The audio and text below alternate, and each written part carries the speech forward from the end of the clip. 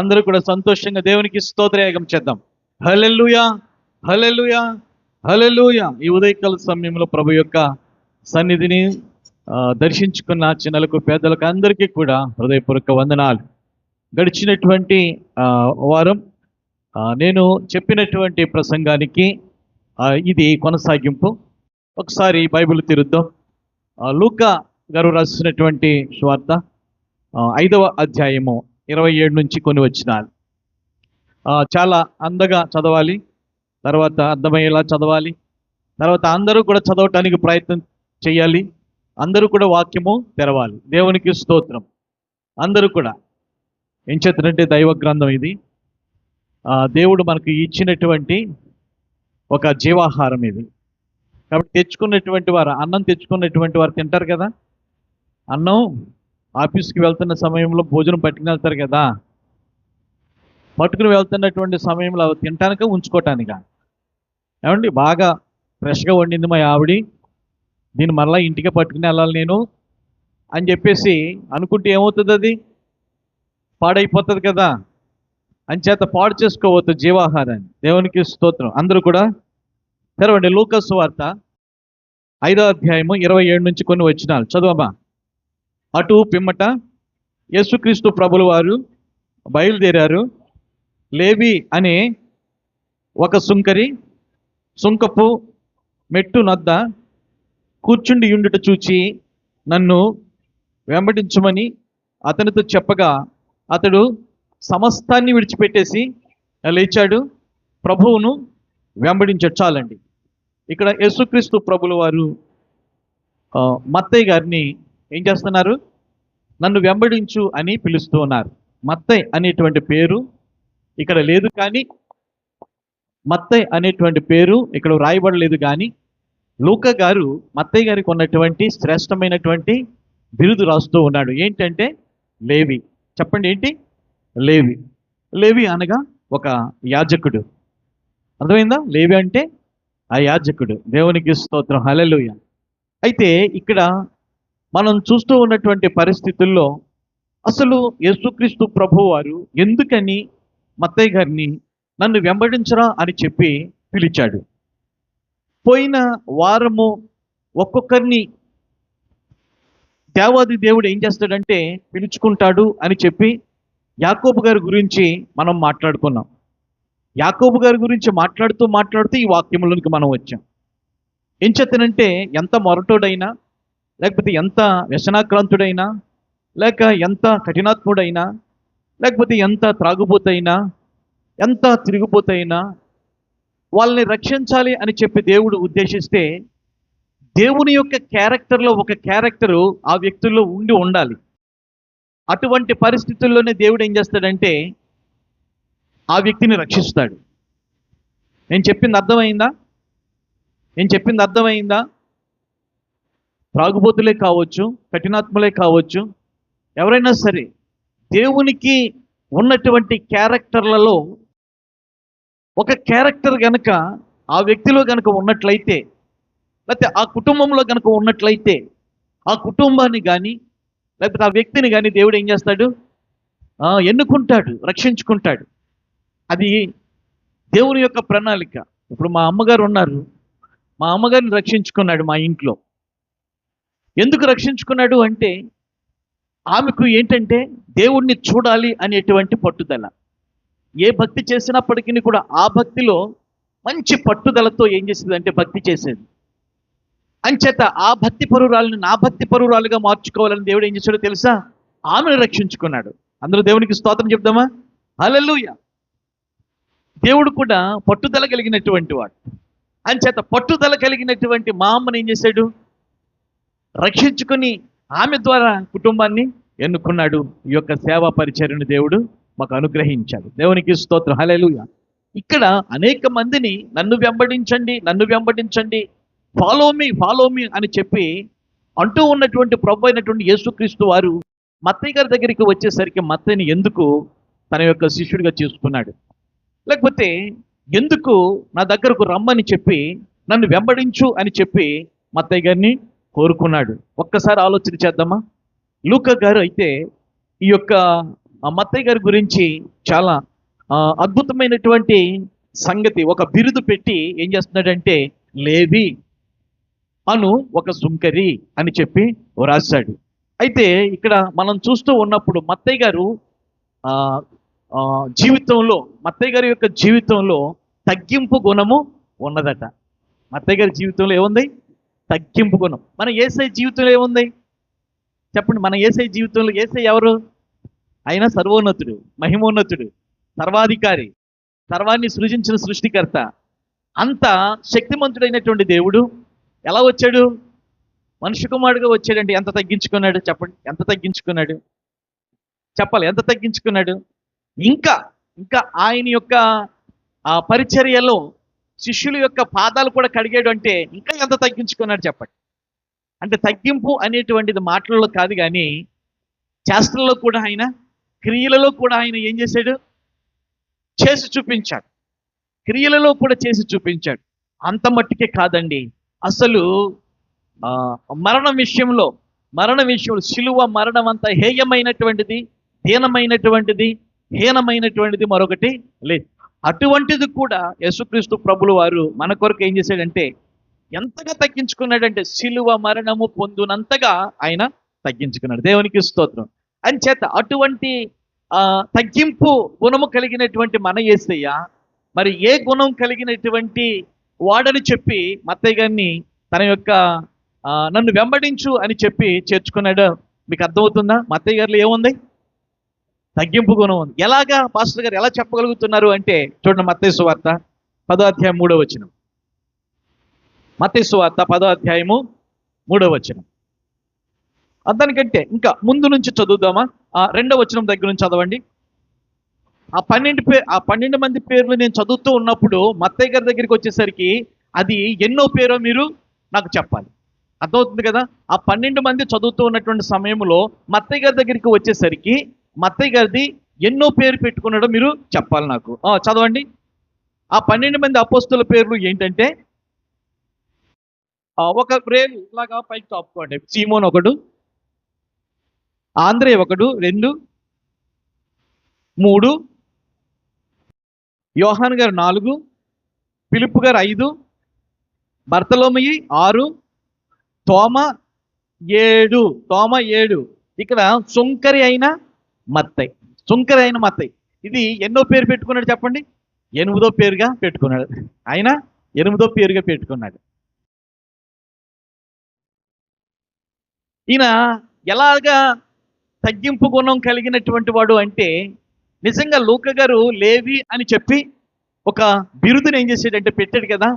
ఆ బిరుదు ఈయన పెట్టుకోవచ్చు కదా, ఆ డిగ్రీ ఇక్కడ పెట్టుకోవచ్చు కదా. ఈయన లేవి అయినటువంటి నేను అని చెప్పి రాసుకోవచ్చు కదా, రాసుకోలేదు.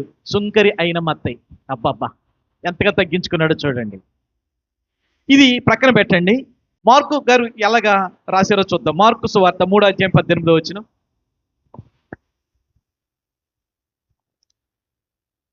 ఎక్కడి నుంచి చదువుతున్నారు? 3వ అధ్యాయము 18 అంటే ఇంకా మొదటి నుంచి చదవాలి కదా. 16 నుంచి చదవండి. వారు ఎవరనగా ఇప్పుడు కూడా లెక్క పెట్టండి. ఆయన సీమోన్ ఒకడు, 2, యోహాన్ గారు 3,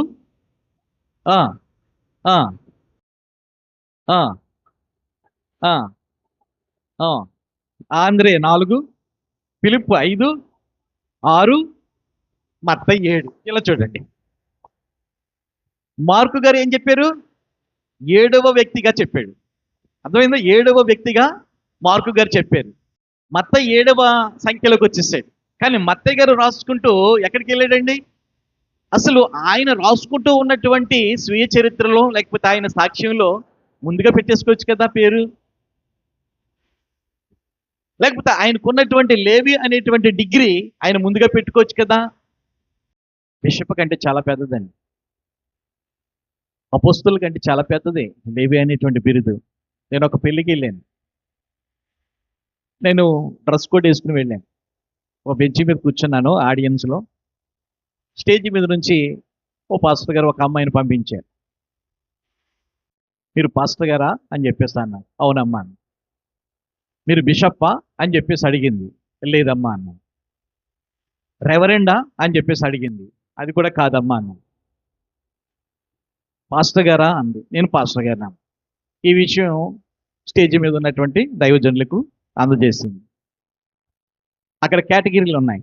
బిషప్లకు ఒకటి, రెవరెండ్లకు ఒకటి, పాస్టర్లకు ఒకటి. అయితే పాస్టర్ గారిని ఇలాగా రమ్మని చెప్పమ్మా.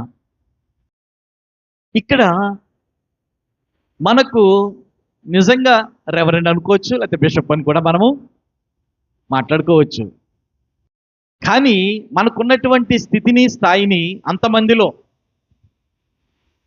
మనము తగ్గించుకొని ఏ విధంగా చెప్పామో, మత్తయ్య గారు కూడా ఏమంటున్నాడో తెలుసా?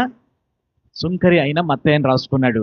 ఇక్కడ మార్కు గారి దగ్గరికి వచ్చేసరికి మత్తయ్య గారిని ఎక్కడికి జరిపాడండి? 7వ స్థానంలోనికి జరిపాడు. లూకా గారి దగ్గరికి వచ్చేద్దాం, చూడండి.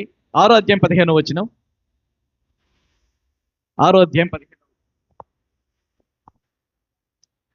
ఇంకా పైనుంచి చదువుతావా? ఆయన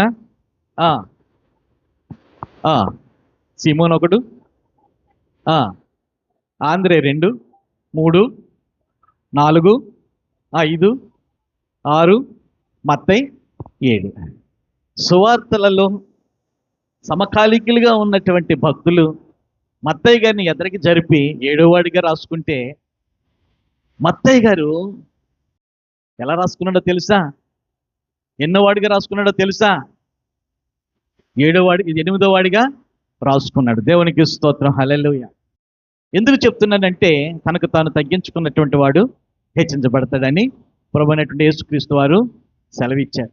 ఆయనలో ఉన్నటువంటి తగ్గింపు అంటే, ఇలాగా మనము ఏదైనా ఒక BA, ఒక MA, లేకపోతే ఒక PhD, లేకపోతే ఒక డిగ్రీ అనేటువంటిది చేస్తూ ఉన్నప్పుడు ఇన్విటేషన్ కార్డులో కానీ, లేకపోతే ఇంటి బయట ఉన్నటువంటి బోర్డు మీద కానీ మన యొక్క డిగ్రీలు మనం ఏం చేస్తామంటే యాడ్ చేస్తూ ఉంటాం. అటువంటి డిగ్రీలు ఎన్నో ఉన్నప్పటికీ కూడా ఈ యొక్క మత్తయ్య గారు యాడ్ చేసుకోలేదు. సుంకరి, ఎంత తగ్గింప చూడండి. నా వృత్తి సుంకరి, డిజిగ్నేషన్ పెట్టుకున్నాడు అంతే. సుంకరి, సుంకరి, సుంకరి, సుంకరి, నా పన్నులు వసూలు చేస్తాను నేను. అసలు పన్నులు వసూలు చేసుకునే ఆ విధానం అంటేనే చాలా చిరాకైనటువంటిది, వాళ్ళకి అసహ్యమైనటువంటిది. అదే ముందు పెట్టుకుంటున్నాడు అంతే. నా బ్రతుకు ఇదని చెప్పి, నా పని ఇదని చెప్పి, నా హోదా ఇదని చెప్పి. ఏం చేస్తానంటే, అటువంటి దీన స్థితి కలిగినటువంటి మత్తయ్య గారు యేసుక్రీస్తు ప్రభువుల గురించి మత్తయి సువార్తలో యేసుక్రీస్తు ప్రభు వారిని ఎలా పరిచయం చేశాడో తెలుసా? రాజులకు రాజు, పరలోక సింహాసనమందు ఆసీనుడై ఉన్నటువంటి మహారాజు. అంత గొప్ప రాజుగా యేసుక్రీస్తు ప్రభుల వారిని ఎవరు కూడా చూపించలే. అంటే ఎంత గొప్ప దర్శనాన్ని దేవుడు తనకు అనుగ్రహించాడో తన యొక్క జీవితంలో. బాగా అర్థం చేసుకోండి. ఇటువంటి మత్తయ్య గారిని చూడండి, మళ్ళా వచ్చేయండి. ఇటువంటి మత్తయ్య గారిని ఎందుకని ఆ దేవాది దేవుడు మరి ఎన్నుకున్నాడు అంటే, తనలో ఏం చూసండి? తనలో ఏం చూసి? దీనత్వాన్ని చూసి, తగ్గింపు గుణం చూసి. నిజమే, ఈనాడు మనము ప్రార్థన చేస్తుంటే అందరికంటే గొప్పగా చేస్తున్నామని మనం పొంగిపోతూ ఉంటాం. పాటలు పాడుతూ ఉన్నప్పుడు పొంగిపోతూ ఉంటాం. వాయిద్యాలు వాయిస్తూ ఉన్నటువంటి సమయంలో పొంగిపోతూ ఉంటాం. సాక్ష్యాలు చెప్తూ ఉన్నటువంటి సమయంలో పొంగిపోతూ ఉంటాం. కానీ ఎన్ని సద్గుణాలు లేకపోతే ఎన్ని తలాంతులు దేవుడు ఇస్తున్నప్పటికీ కూడా మనం ఎలా ఉండాలి? ఆయన ముందు పెట్టాలి. ఆయన్ని ముందు పెట్టి ఆయన్ని హెచ్చించి, నేను ఎందుకు పనికిరాని వాడిని ప్రభువా, నాలో ఏమీ లేదు ప్రభువా. ఇప్పుడు ప్రశాంతరాజు చెప్పినటువంటి మాటల్లో దేవునికి ఎందుకు స్తుతి చెల్లించాలి? ఆయన నామాన్ని ఎందుకు మనం పొగడాలి? ఆయన నామాన్ని ఎందుకు హెచ్చించాలి? చెప్పాలి. ఎందుకు హెచ్చించాలి? ఏం చేతనంటే, దేవాది దేవుడు ప్రతి ఒక్కరికి మేలు చేసినటువంటి వాడు. దేవాది దేవుడు ప్రతి కుటుంబానికి మేలు చేసినటువంటి వాడు.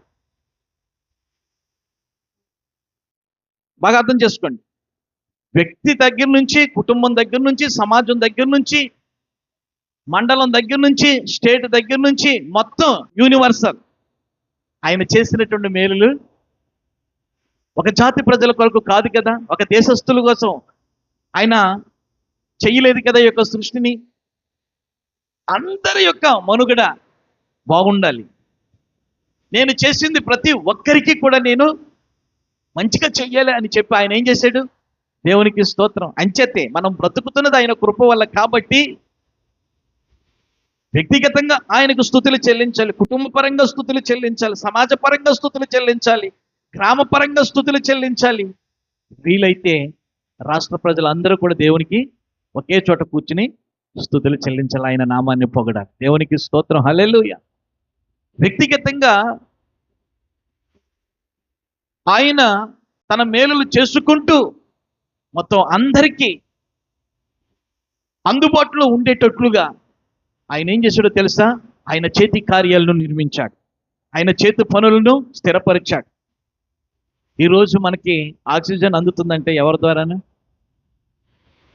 మనం బ్రతుకుతున్నామంటే ఏం కావాలి? మనకి ఆక్సిజన్ కావాలి. ఎవరిచ్చారు? అది కొనుక్కోకుండా మనకే అందుతుంది. దేవునికి స్తోత్రం. హల్లెలూయా. మనం కొనుక్కుని పెట్టుకోవాలంటే పాపం ఆ ప్రభు ప్రసాద్ ఉన్నాడు కదా, ఆ అబ్బాయికి లంగ్స్ ప్రాబ్లం, ఆక్సిజన్ కొని పెట్టాలంటే ఎంత అయిపోతుంది? కానీ దేవుడు ఏం చేశాడంటే ఆశ్చర్య రీతిగా బాగు చేశాడు. దేవునికి స్తోత్రం. హల్లెలూయా. చాలా గొప్ప కార్యము ఆ యొక్క బిడ్డను బాగు చేశాడు, లంగ్స్ను బాగు చేశాడు. దేవునికి స్తోత్రం. ఆయుష్ను పొడిగించాడు. దేవుడు చేసినటువంటి అద్భుతమైనటువంటిది. కాబట్టి ఆక్సిజన్తో పాటు నదీ జలాలు అందరికీ కావాలి కదా, అందరికీ కావాలి. ఇప్పుడు మనం పాడుకున్నటువంటి పాటలు కూడా దేవుడు ఏం చేస్తున్నాడు? వర్షాన్ని పంపించి నేలను తడిపి ఆహారాన్ని ఇస్తూ ఉన్నాడు ప్రతి ఒక్కరికి. కాబట్టి ఆయన ప్రతి ఒక్కరికి మేలు చేసేవాడు. వ్యక్తిగతంగా మొదలుకొని మొత్తం సర్వ ప్రపంచంలో ఉన్నటువంటి ప్రజలందరికీ కూడా సహాయం చేసేవాడు. కాబట్టి ప్రతి వ్యక్తి, ప్రతి కుటుంబము, ప్రతి సమాజము ఎవరిని స్తుతించాలి? దేవుణ్ణి గణపరచాలి. అయితే ఇక్కడ మనం చూస్తున్నటువంటి సమయంలో మత్తయ్య గారి యొక్క జీవితానికి మనం వచ్చినప్పుడు మత్తయ్య గారిని ఏం చేస్తుందంటే దేవుడు నన్ను వెంబడించు అని చెప్పేసేసి అన్నాడు. ఏం చేస్తానంటే దేవునికి యాజకులుగా ఉండవలసినటువంటి వంశములో నుండి లేకపోతే ఆ గోత్రములో నుండి ఏమైపోయాడంటే పనికి మాలినటువంటి ఉద్యోగం చేస్తూ ఉన్నటువంటి సమయంలో అది ప్రభు అయినటువంటి యేసుక్రీస్తు వారికి ఏమాత్రం కూడా నచ్చలేదు. నా సేవ చెయ్యాలి, నా సేవకునిగా, నా యాజకునిగా నేను మార్చుకోవాలని చెప్పి ఈ యొక్క మత్తయ్య గారిని ఏం చేస్తున్నాడంటే నన్ను వెంబడించు అని చెప్పి పిలవగానే మత్తయ్య గారు ఏం చేశారో తెలుసా? చెప్పాలి. అన్నింటినీ విడిచిపెట్టేసేసి, కొన్నింటినే ఉందా, అన్నింటినీ విడిచిపెట్టేసేసి ఏం చేశాడో తెలుసా? అంతే, ప్రభుత్వం దగ్గరికి వెళ్ళి రాజీనామా పత్రం సమర్పించి, ఇంక నేను చెయ్యలేనయ్యా, నేను ఈ జాబ్ నాకు అవసరం లేదు, నన్ను ప్రభు పిలుచుకున్నాడు, ఆ ప్రభు పిలుపు మేరకు నేను ఏమైపోతున్నాను, ఈ రోజు నుంచి ఆయన శిష్యుడిగా నేను మారిపోతూ ఉన్నాను, నాకు ఇంక జాబ్ వద్దు.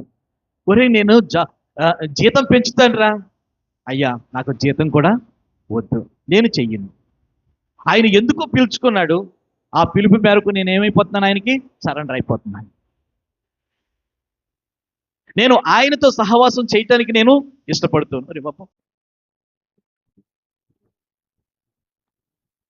నేను ఆయనతో స్నేహం చేయటానికి నేను ఇష్టపడుతూ ఉన్నాను. కాబట్టి నేను ఇక ఈ జాబ్ చేయనండి, నేను ఈ ఉద్యోగం చేయనండి, రాజీనామా ఇచ్చేసాడు. దేవునికి స్తోత్రం. హల్లెలూయా. ఏం చేతనంటే ప్రభు యొక్క పిలుపు మేరకు మనం చూస్తూ ఉన్నటువంటి సమయంలో మనం ఎంత చదువు చదివామా అని చెప్పి దేవుడు చూడండి.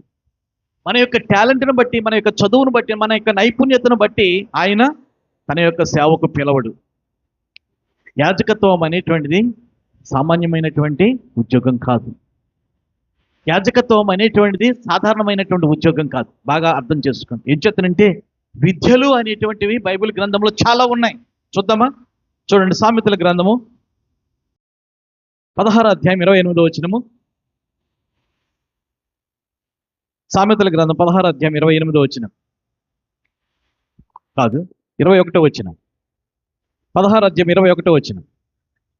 జ్ఞాన హృదయుడు వివేకి అనబడతాడు, రుచిగల మాటలు పలుకుట వలన విద్య ఎక్కువ. ఇక్కడ రుచిగల మాటల విద్య, రుచిగల మాటల విద్య. అర్థమవుతుందా? రుచిగల మాటల విద్య అంటే దాని అర్థం ఏంటంటే,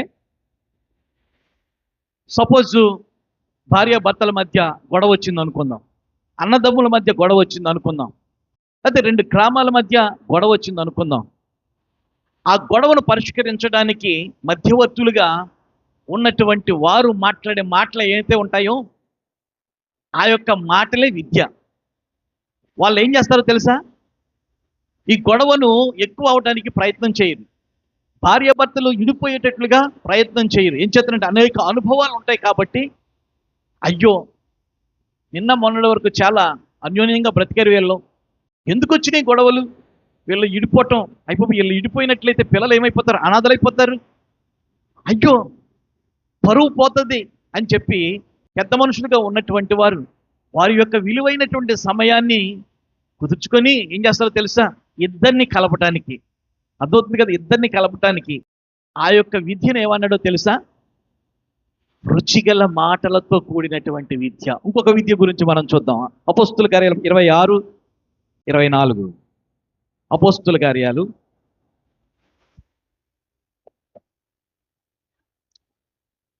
ఉండగా పేస్తూ, పౌలా నువ్వు వెర్రివాడురా, అతి విద్య వలన నీకు ఇక్కడ ఏ విద్య అండి ఇది? అతి విద్య. ఏ విద్య? అతి విద్య. ఏం చేస్తారంటే పౌలు గారు తన అనుభవ సాక్ష్యాన్ని ఏం చేస్తున్నాడు? చెప్తూ ఉన్నాడు. అసలు నేను ఎంత క్రూరుడునో, ఎంత దుర్మార్గుడునో, ఎంత అంతకుడునో, అసలు క్రైస్తవులంటే నాకు ఏమాత్రం కూడా గిట్టేది కాదు అని చెప్పి తాను ఏ విధంగా ప్రభు చేత పట్టబడ్డాడో, ఎందువల్ల పట్టబడ్డాడో, ఏ బాధ్యత ప్రభు ఇచ్చాడో అక్కడ అగ్రిప్ప అనేటువంటి రాజు దగ్గర సాక్ష్యం చెప్తూ ఉన్నాడు. సాక్ష్యం చెప్తున్నటువంటి సమయంలో అక్కడ ఉన్నటువంటి ఫేస్తు అనేటువంటి ఆయన, పౌలా నీవు వెర్రుడువు, అతి విద్య వలన నీకు వెర్రితనము పట్టిందని గొప్ప శబ్దంతో అనుభవ సాక్ష్యము చెప్తూ ఉన్నటువంటి సమయంలో మన యొక్క యేసయ్య నామములో రక్షణ పొందినటువంటి అనుభవ సాక్ష్యం మన యొక్క జీవితంలో ఎవరికైనా చెప్తున్నటువంటి సమయంలో, అంటే ప్రభు అంటే ఇష్టము కానిటువంటి మనుషులు చాలా మంది ఉంటారు కదా, క్రైస్తవ్యం అంటే ఇష్టం కానిటువంటి వాళ్ళు చాలా మంది ఉంటారు కదా, అటువంటి వారి దగ్గర ప్రభు నన్ను ఈ విధంగా రక్షించుకున్నాడు అని చెప్తే వాళ్ళ యొక్క దృష్టిలో ఎలా ఉంటుందో తెలుసా? మన యొక్క సాక్ష్యము, మన యొక్క విద్య, మన యొక్క నైపుణ్యత అతి విద్య అనుకుంటారంట. వాళ్ళు ఏమనుకుంటారట? అతి విద్య అనుకుంటారు. ఏం చేస్తారంటే చదువుల్లో చాలా అగ్రగణ్యుడిగా, ఒక యూనివర్సిటీలో మంచి పట్టా పొందినటువంటి వానిగా పౌలు గారు ఉన్నారు. ఆ విషయం అందరికీ కూడా తెలుసు యూదులలో. కాబట్టి యూదుడనైనటువంటి నన్ను యూదులే ఏం చేస్తున్నారంటే అవహేళన చేస్తూ ఉన్నారు అన్నట్లుగా బాధపడుతూ అక్కడ మరి సాక్ష్యం చెప్తున్నటువంటి సమయంలో, ఆ మాటలు మనం చదువుతున్నటువంటి సమయంలో పేస్తూ అనేటువంటి ఆయన నీకు అతి విద్య వలన నీకు పిచ్చి పట్టేసింది అని చెప్పి ఏం చేస్తున్నాడు? ప్రభునందు ప్రియమైనటువంటి వారలారా, ఇక్కడ అతి విద్య కనబడుతూ ఉంది. అతి విద్య అంటే లోకానుసారంగా విద్య అనేటువంటిది ఎక్కువ అవటం వల్ల పిచ్చోళ్ళు అయిపోతారని జ్ఞానైనటువంటి సొలొమోను కూడా మాట్లాడుతున్నాడు. దానియేలు గ్రంథం 1:20. దానియేలు గ్రంథం 1:20. రాజు వీరి యొద్ద ఆ ఆ ఆ ఆ వీరు తమ రాజ్యమందంతటా నుండి చెకును గాండ్ర కంటెను, గారెడి విద్య గలవారందరి కంటెను. ఏ విద్య అంటే ఇక్కడ? గారెడి విద్య. గారెడి విద్య అంటే ఏంటి? ఉన్నది లేనట్లుగా చూపించే విద్య. ఉన్నది లేనట్లుగా చూపించే చాలా విద్యలు ఉన్నాయి. బైబిల్ గ్రంథంలో చాలా విద్యలు కనపడుతూ ఉన్నాయి. వీళ్ళందరూ కూడా ఎక్కడ ఉండేవారంటే ఆ రాజ్యం మీద ఏలుబడి చేస్తూ ఉన్నటువంటి రాజుగారి యొక్క ఆధ్వర్యంలో ఉండేవారు వీళ్ళందరూ. వాళ్ళందరినీ కూడా రాజు ఏం చేసేవాడంటే పోషించేవాడు. మరి ఐగుప్తు దేశానికి సంబంధించినటువంటి ఫరో గారే కావచ్చు, ఈ యొక్క బబులోను దేశానికి సంబంధించినటువంటి రాజుగారు నెబుకద్నెజర్ గారే కావచ్చు, వీళ్ళందరూ కూడా ఎవరిని పోషిస్తున్నారో తెలుసా? మాంత్రికులను పోషిస్తున్నారు, గారడి విద్య కలిగినటువంటి వారిని పోషిస్తున్నారు. అయితే ఇక్కడ సంబంధించినటువంటి విద్య ఏంటంటే ఏ విద్య అండి ఇది? గారిడి విద్య, ఇంకొక మాంత్రిక విద్య కనపడుతుంది. అపోస్తుల కార్యాలు 19:19 చూడండి. 19 మరియు మాంత్రిక విద్య అభ్యసించినటువంటి వారు అనేకులు తమ పుస్తకములు తెచ్చి, చాలండి ఇక్కడ ఏం కనపడుతుంది? మాంత్రిక విద్య, మాంత్రిక విద్య. 4:13 చదవండి. అపోస్తుల కార్యాలు 4:13. వారు పేతురు యోహానుల యొక్క ధైర్యము చూచినప్పుడు వారు విద్య లేని పామరులు అని గ్రహించి ఆశ్చర్యపడి. ఇప్పుడు లోకంలో ఎన్ని విద్యలో ఉన్నాయి, మనిషి యొక్క బ్రతుకు తెరువు కొరకు కోటి విద్యలు కూటు కొరకే అన్నట్లుగా చాలా విద్యలు ఉన్నాయి. కానీ ఈ యొక్క విద్యలతో దేవునికి పని లేదు. ఇది నేను చెప్పేది. దేవుని యొక్క సేవ, లేకపోతే దేవుని యొక్క అర్చకత్వం, లేకపోతే దేవుని యొక్క సన్నిధిలో యాజకత్వము చేసే వారి నుండి బిరుదులు ఎన్నున్నాయి, వీడికి ఎన్ని పట్టాలు ఉన్నాయి, వీడు ఎన్ని యూనివర్సిటీల్లో చదువును పొందాడు అని చెప్పి యేసై చూడలేదు, దేవుడు చూడలే. ఆయన యొక్క శిష్యులలో చేర్చుకోవటానికి యేసై ఏం చేస్తున్నాడటండి? విద్య లేని పామరులు అని గ్రహించి, దేవునికి స్తోత్రం, హల్లెలూయా. ఎవరటండి? విద్య లేని పామరులు అని చెప్పి, అంటే విద్య లేనటువంటి వారు. ఏ విద్య లేనటువంటి వారు? మాంత్రిక విద్య లేనటువంటి వారు, గారిడి విద్య లేనటువంటి వారు, అతి విద్య లేనటువంటి వారు, చదువుకున్నటువంటి విద్య లేనటువంటి వారు, వాళ్ళ వీళ్ళు గొడవ పట్టినప్పుడు మధ్యవర్తులుగా వెళ్ళి రుచికరమైనటువంటి మాటలతో ఏమంటే ఐక్యపరిచే విధానము కూడా లేనటువంటి వారు, అంటే అమాయకులు. అర్థమైందా? అమాయకులైనటువంటి వారిని దేవుడు ఏం చేస్తున్నాడో తెలుసా? యాజకులుగా నిలబెడుతున్నాడు. దేవునికి స్తోత్రం, హల్లెలూయా. ఇంకా ఇక్కడ మనం చూస్తున్నప్పుడు సంఖ్యాకాండం 24:16, సంఖ్యాకాండం 24:16 చూడండి.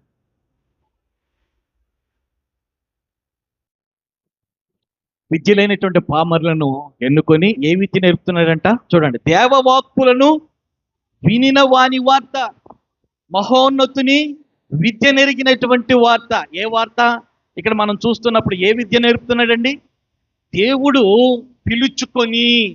ఇప్పుడు మత్తయ్య గారిని ఎందుకు పిలుచుకున్నాడో తెలుసా? ఒరే, విద్య నీకు పడలేదు, ఈ పనికి మాలినటువంటి ఉద్యోగం చేస్తున్నావు, అసలైనటువంటి విద్య నేర్పి నేను ఏం చేస్తాను? ఉద్యోగం ఇస్తాను. దేవునికి స్తోత్రం, హల్లెలూయా. బాగా అర్థం చేసుకోండి.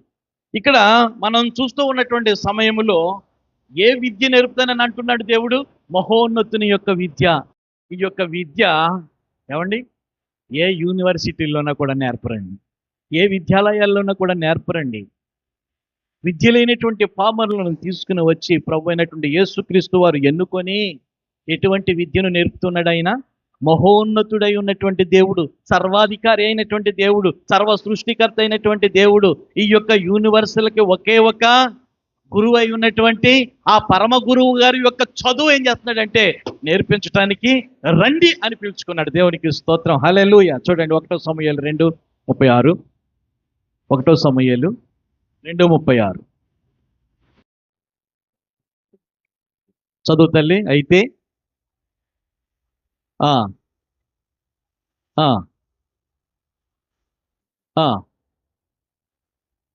ఎన్నో వచనము? 2వ అధ్యాయము. స్తోత్రం, హల్లెలూయా. అదే చదువమ్మా.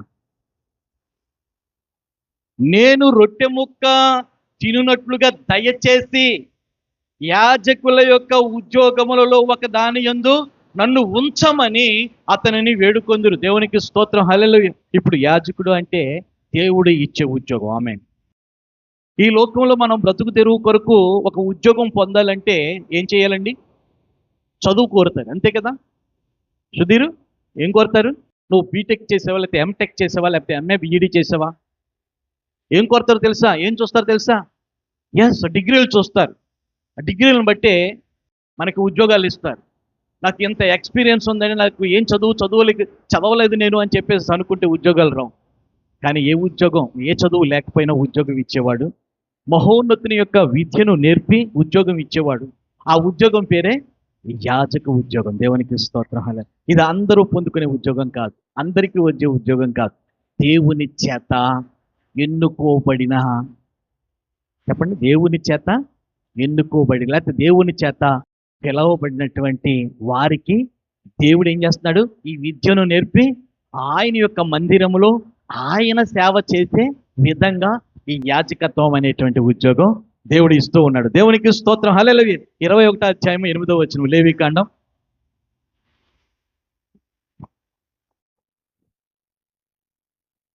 21వ అధ్యాయం 8వ వచనం. అతడు నీ దేవునికి ఆహారమును అర్పించువాడు గనుక నీవు అతనిని పరిశుద్ధపరచవలెను. అతడు నీ దేవునికి ఆహారము. ఇంకా ముందు నుంచి చదివినట్లయితే, ఏలయనగా యాజకుడు తన దేవునికి ప్రతిష్ఠితుడు. ఆ యాజకుడు నీ దేవునికి ఆహారము అర్పించేవాడు. ఇప్పుడు యాజకుడు అంటే ఎవరు తెలుసా? ఆమేన్, హల్లెలూయా. యాజకుడు అంటే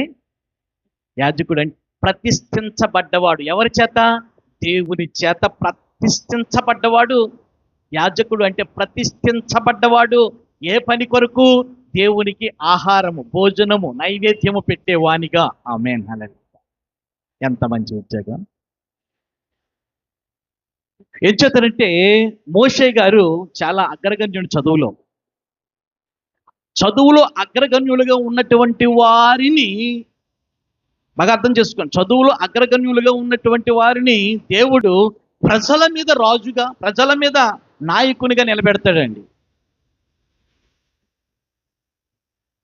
చదువుకున్నటువంటి వారే పరిపాలన చెయ్యాలి. వాళ్ళకి అన్నీ అర్థమవుతాయి.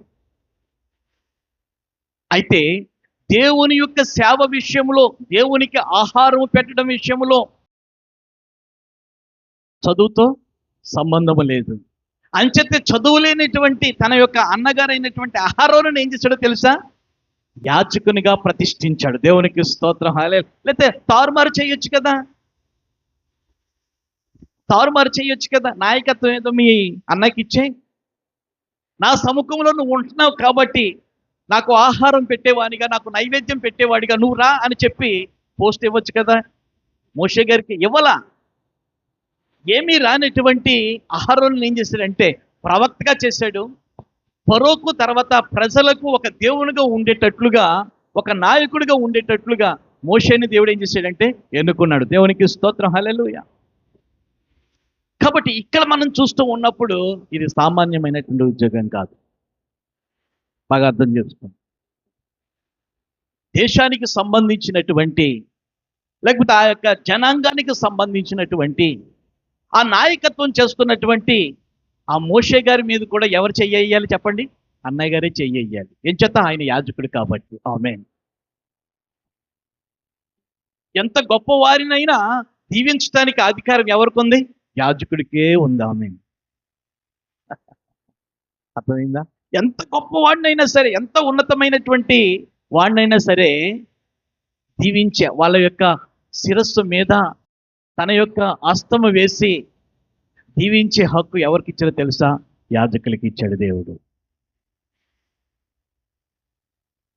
అంత మంచి ఉద్యోగం యాజకత్వం అనేటువంటిది చూస్తున్నప్పుడు. రోమీలకు రాసినటువంటి పత్రిక 9:4 చదవండి. 9:4 రోమీలకు రాసినటువంటి పత్రిక.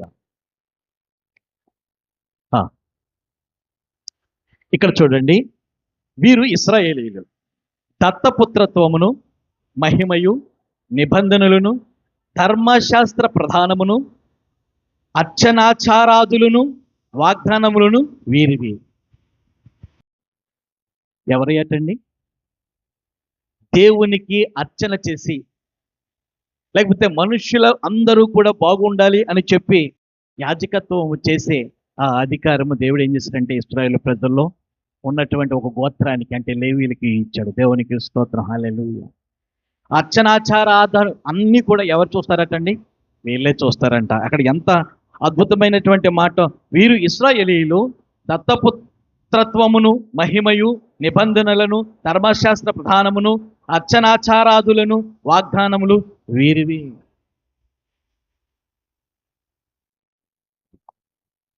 అంటే దేవునికి సంబంధించినటువంటి విషయాలన్నీ కూడా, ప్రజల యొక్క కష్టాలు, దేవునికి చెప్పటం, లేకపోతే దేవుని నుండి వచ్చినటువంటి వాగ్దానాలు ప్రజలకు చూపించటం ఎవరి వశంలో ఉన్నాయంట? యాజకుని యొక్క వశములో ఉన్నాయంట. అందు నిమిత్తము దేవుడు ఎవరిని ఏర్పాటు చేసుకున్నాడు? 1 కొరింథీయులకు రాసినటువంటి పత్రిక 1:28 చదవండి. ఏ శరీరియు దేవుని ఎదుట అతిశయింపకూడనట్లు జ్ఞానులను సిగ్గుపరుచుటకు లోకములో నుండి వెర్రివారిని దేవుడు ఏర్పరచుకొని ఉన్నాడు. బలవంతులైనటువంటి వారిని సిగ్గుపరచుటకు లోకములో బలహీనులైనటువంటి వారిని దేవుడు ఏర్పాటు చేసుకున్నాడు. ఎన్నికైన వారిని వ్యర్థము చేయుటకు లోకములో నీచులైనటువంటి వారిని, తృణీకరింపబడ్డ వారిని, ఎన్నికలైనటువంటి వారిని దేవుడు ఏర్పాటు చేసుకొని ఉన్నాడు. లేవీలు అందరూ కూడా కలిసి లేవీడై ఉన్నటువంటి మత్తయిని, ఎందుకురా ఇటువంటి నికృష్టమైనటువంటి ఉద్యోగం చేస్తున్నావు? అసలు నీకు సిగ్గు లేదేంట్రా? నీకు అసలు పౌరుషం లేదేంట్రా అని చెప్పి అనేక మంది అనేక రకాలుగా నిందిస్తూ ఉన్నటువంటి సమయంలో ఏమాత్రం కూడా బాధపడలా. వాళ్ళ యొక్క పిలుపుల్లో ఏమాత్రము కూడా దీనత్వం అనేటువంటిది లేదు. సర్వాన్ని సృజించినటువంటి సృష్టికర్త తన దగ్గరకు వచ్చి పిలుస్తూ ఉన్నటువంటి సమయంలో ఇవన్నీ కూడా వదిలిపెట్టేసేసి ఏం చేశాడటండి? అంటుకుపోయాడంట. దేవునికి స్తోత్రం. ఈరోజు ఒక సేవకుల మధ్య నేను తిరుగుతున్నటువంటి సమయంలో చాలా ఉన్నతమైనటువంటి సాక్ష్యాలు నేను వింటూ ఉన్నాను. చాలా ఉన్నతమైనటువంటి సాక్ష్యాలు.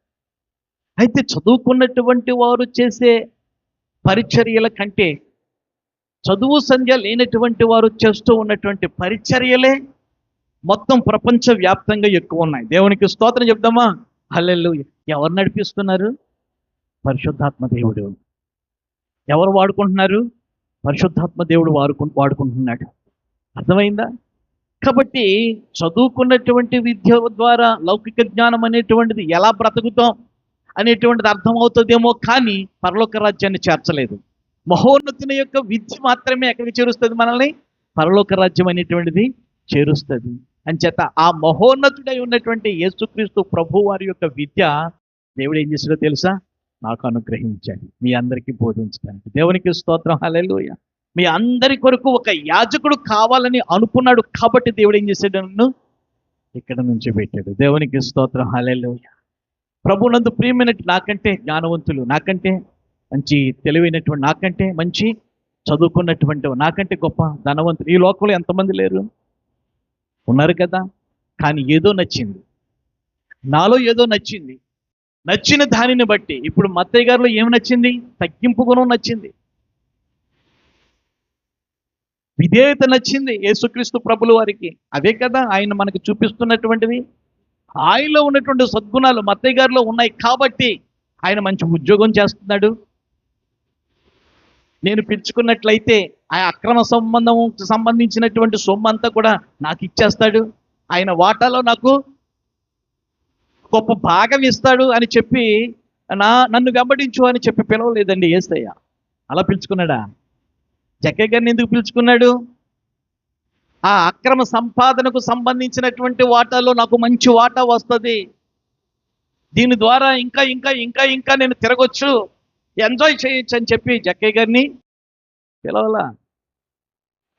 దేవునికి స్తోత్రం. హల్లెలూయా. మహోన్నతుని యొక్క విద్య, మహోన్నతుని యొక్క విద్య ఏమీ లేనటువంటి వారిని, జ్ఞానులైనటువంటి వారిని వ్యర్థపరచుటకు, జ్ఞానహీనులను చేయుటకు, ఎన్నికైనటువంటి వారిని వ్యర్థము చేయుటకు, లోకంలో నీచులైనటువంటి వారిని, తృణీకరింపబడినటువంటి వారిని, ఎన్నికలైనటువంటి వారిని దేవుడు ఏర్పాటు చేసుకుంటున్నాడు. దేవునికి స్తోత్రం. హల్లెలూయా. ఈ విధమైనటువంటి ఏర్పాటు దేవుని యొక్క సేవలో దేవుడే ఎన్నుకొని ఏం చేస్తున్నాడంటే తన యొక్క విద్య ద్వారా, తన యొక్క అభిషేకము ద్వారా సేవకులను వాడుకుని పరిచర్యను ఆయన కొనసాగిస్తూ ఉన్నాడు. 17వ అధ్యాయం చూడండి, అపోస్తుల కార్యాలు 17వ అధ్యాయం 6వ వచనము.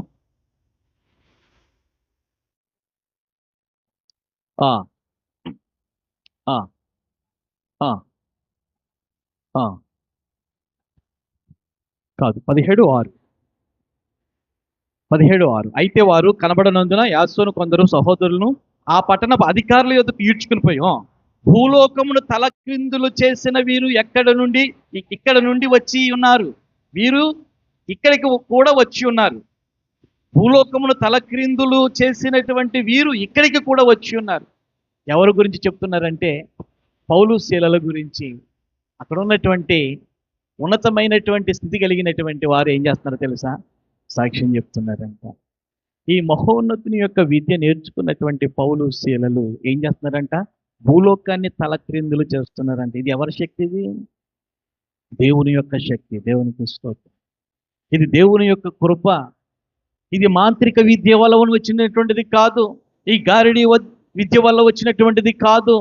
లేకపోతే అతి విద్య వల్ల వచ్చినటువంటిది కాదు.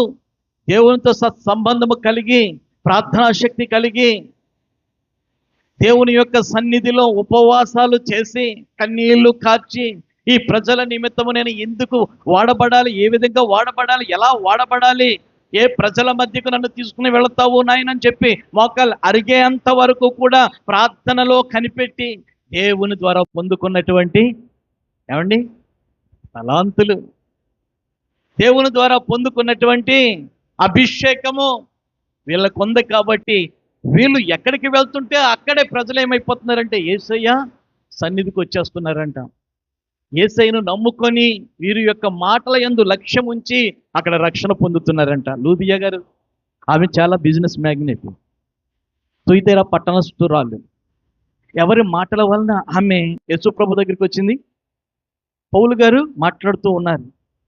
పౌలు గారు ఎవరి గురించి మాట్లాడుతున్నారు?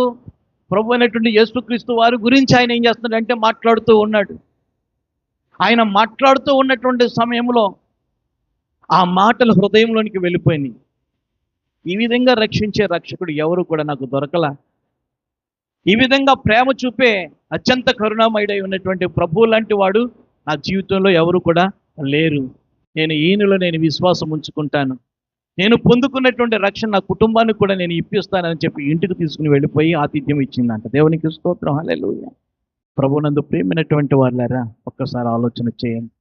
యాజకత్వము దేవుని ద్వారా నిర్ణయమైనటువంటి ఉద్యోగం. ఈ యొక్క యాజకత్వము అనేటువంటిది చూస్తూ ఉన్నప్పుడు అందరినీ దేవుడు యాజకులుగా ఎన్నుకోడు. అర్థమైందా? ఎన్నుకోడు. ఇది కూటి కోసము చేసే ఉద్యోగము కానే కాదు. ఈ లోకానికి సంబంధించినటువంటి విద్యలు, తెలివి వలన కొన్ని విద్యలు, లేకపోతే చదువుకున్నటువంటి చదువు వలన కొంత విద్య, లేకపోతే నైపుణ్యత వలన కొంత విద్య, లేకపోతే తల్లిదండ్రులకు ఉన్నటువంటి విద్య వలన అభ్యసించినటువంటి పిల్లలు అభ్యసించినటువంటి విద్య, అది కూటి కొరకు పనిచేస్తుందేమో కానీ ఇది కూటి కొరకు కాదు. కారణం ఏంటో తెలుసా? దేవుడు ఏర్పాటు చేసుకుంటే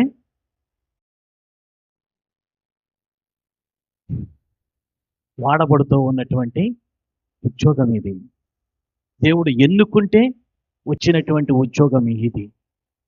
టాలెంట్ను బట్టి, అందాన్ని బట్టి, సొగసును బట్టి, సౌందర్యాన్ని బట్టి, వాక్ చాతుర్యాన్ని బట్టి ఇచ్చినటువంటి ఉద్యోగము కానే కాదు. నీ ప్రజలు ఎవరై ఉన్నారో వాళ్ళ కొరకు నువ్వు ఏడు, అదొక భారం. నీ ప్రజలు ఎవరైతే ఉన్నారో వాళ్ళ కొరకు నువ్వు ఉపవాసము ఉండు, అదొక భారం. వాళ్ళు ఎటువంటి రోగాలు కలిగి ఉన్నారో నాకు చెప్పు, అదొక భారము. ఎవరు నీ పరిచర్య కొరకు అడ్డు తగులుతూ ఉన్నారో వాళ్ళను నాకు పరిచయం చేయి, వాళ్ళని నేను చూసుకుంటాను, అదొక భారం. ఈ భారాలన్నీ కూడా ఎవరి మీద ఉంటాయి తెలుసా? నీ మీద ఉండవు. ఎవరి మీద ఉంటాయి? యాజకుని మీద ఉంటాయి. యాజకుని మీద ఉంటాయి. ఇంత సంఘము, ఇన్ని కుటుంబాలు దేవుడు నాకు ఇచ్చినప్పుడు మీరందరూ కూడా బాగుండాలని చెప్పి దేవునికి ఏం చేస్తాను? నైవేద్యం అర్పిస్తాను. దేవునికి స్తోత్రం. ఉదయకాలము, సాయంకాలము సంఘం అంతా కూడా బాగుండాలి. సంఘానికి చేరి ఉన్నటువంటి కుటుంబాలు వాళ్ళకి ఇచ్చినటువంటి బిడ్డలు బాగుండాలి. వాళ్ళు ఇంటి నుండి బయటికి వెళ్ళినా, బయట నుండి ఇంటికి వచ్చినా నీ యొక్క రెక్కల చోట నువ్వు భద్రపరచు నాయనా అని చెప్పి వాళ్ళ కొరకు ప్రార్థన చేసే భారం. దేవునికి స్తోత్రం. హల్లెలూయా. కాబట్టి వ్యక్తిగతంగా ఈ యొక్క యాజకునికి ఏమాత్రం కూడా భూములు లేవు. అర్థమైందా? వ్యక్తిగతంగా లేవీయులకు భూములు అనేటువంటివి దేవుడు మోషే గారి ద్వారా ఇవ్వలేదు. బాగా అర్థం చేసుకోవాలి. మోషే గారి ద్వారా భూములను మిగతా 11 గోత్రాల వారికి దేవుడు ఇచ్చాడేమో కానీ లేవీలకు ఇవ్వలేదు. మరి లేవీలకు ఎవరు ఇవ్వాలి? బాగా అర్థం చేసుకోండి. ఎవరు ఇవ్వాలో తెలుసా? ఎవరైతే ఈ ప్రత్యక్ష గుడారము దగ్గరకు వచ్చి ప్రార్థనలు చేయించుకుంటున్నారో, మా కోసం ప్రార్థన చేయండి, ఆ పాపాలు పోయేటట్లుగా ప్రార్థన చేయండి అని చెప్పి ఎవరైతే వేడుకుంటున్నారో ప్రజలే ఏం చేయాలట? పోషించాలట. కాబట్టి నిస్వార్థంగా జరుగుతున్నటువంటి ఈ యొక్క పరిచర్యకు, మీ యొక్క యాజకునికి భూములు ఏమాత్రం కూడా లేవు. అర్థమైందా? కాబట్టి మీ ద్వారా నేను పోషించబడుతున్నాను. మీరే నన్ను, మా కుటుంబాన్ని పోషిస్తున్నారు. దేవునికి స్తోత్రం. హల్లెలూయా. ప్రభునందు ప్రియమైనటువంటి వారులారా, ఎవరిలో ఆయన యొక్క సద్గుణాలు కనబడతాయో వారిని యాజకులుగా నిలబెట్టి ఆయన యొక్క పని ఏం చేస్తున్నాడంటే ఈ లోకంలో చేయించుకుంటున్నాడు. అలా చేయించుకుంటున్నటువంటి వారి యొక్క పరిచర్యల మీద పరిశుద్ధాత్మ దేవుడు ఏం చేస్తున్నాడంటే ఆనుకుని ఉండి ప్రతి అవసరత తీరుస్తున్నాడు. ఆమేన్. అర్థమైందా? ప్రతి అవసరత తీరుస్తూ ఉన్నాడు. ఎన్నెన్నో స్వస్థత కార్యాలు దేవుడు చేస్తూ ఉన్నాడు. ఎన్నెన్నో అద్భుత కార్యాలు చేస్తూ ఉన్నాడు. పిల్లలు లేనటువంటి వారికి కూడా దేవుడు ఏం చేస్తున్నాడంటే గర్భఫలాలు దేవుడు ఏం చేస్తున్నాడు? ఇస్తూ ఉన్నాడు. దేవునికి స్తోత్రం. ఉద్యోగాలు లేనటువంటి వారికి ఉద్యోగాలు ఇస్తూ ఉన్నాడు. ఎవరూ కూడా నశించిపోయి పాతాళానికి పోకుండగా దేవుడు ఉన్నటువంటి చోటకు, దేవుని యొక్క రాజ్యానికి అంటే పరలోక రాజ్యానికి దేవుడు ఏం చేస్తున్నాడో తెలుసా? మనల్ని వారసులుగా నడిపిస్తూ ఉన్నాడు. దేవునికి స్తోత్రం. హల్లెలూయా. ప్రభునందు ప్రియమైనటువంటి వారులారా, దేవుడు గొప్ప దేవుడు. యాజకత్వం అనేటువంటిది సామాన్యమైనటువంటిది కాదు. అంచేత యాజకుల మీద ఎప్పుడు కూడా మనకు వచ్చినటువంటి కోపాన్ని ప్రదర్శించి హీనపరచకండి. ఎవరైతే దాసులుగా గౌరవించి కాస్త ఆతిథ్యం ఇస్తారో వాళ్ళకి చేస్తున్నటువంటి మేలును దేవుడు ఏమంటున్నాడు తెలుసా? నాకు చేసినట్లే అంటున్నాడు. ఆమేన్.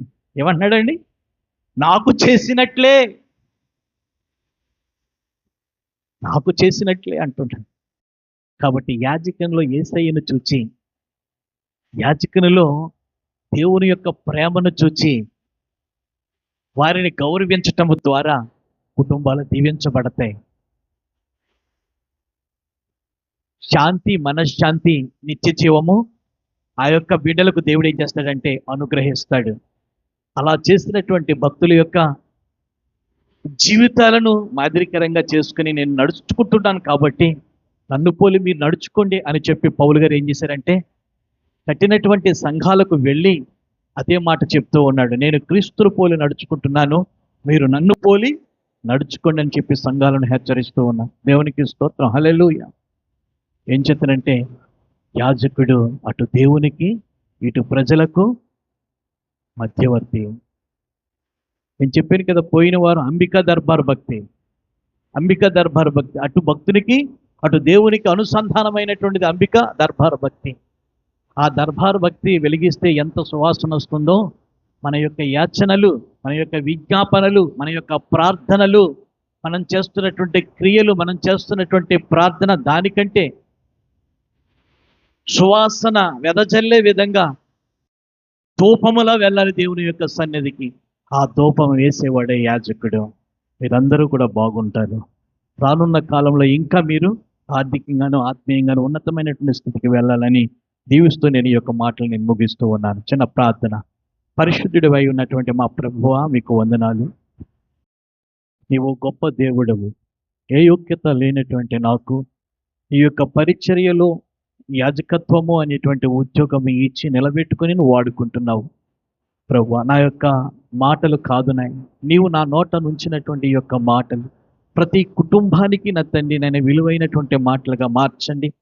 నీ దాసునిగా నేను చేస్తున్న ప్రార్థనను బట్టి ఈ కుటుంబాలకి నా తండ్రి నీ యొక్క సన్నిధికి వచ్చుచూ ఉన్నటువంటి కుటుంబాలపై, వ్యక్తులపై నా తండ్రి నైనా ప్రభువా ఈ కృపావర్షము కృమరించి ఇంకా వాక్యంలోన, ఇంకా ప్రార్థనలోన, ఇంకా సహవాసములోన నా తండ్రి నైనా గొప్ప మేలులు చేసిన తండ్రి దీవించమని, అనేక మందిని రక్షణలోనికి నడిపించమని, నా గ్రామాన్ని, నా యొక్క రాష్ట్రం, నా యొక్క దేశాన్ని మీరే కాపాడమని యేసు నామములో కోరి ప్రార్థన చేస్తున్నాను తండ్రి.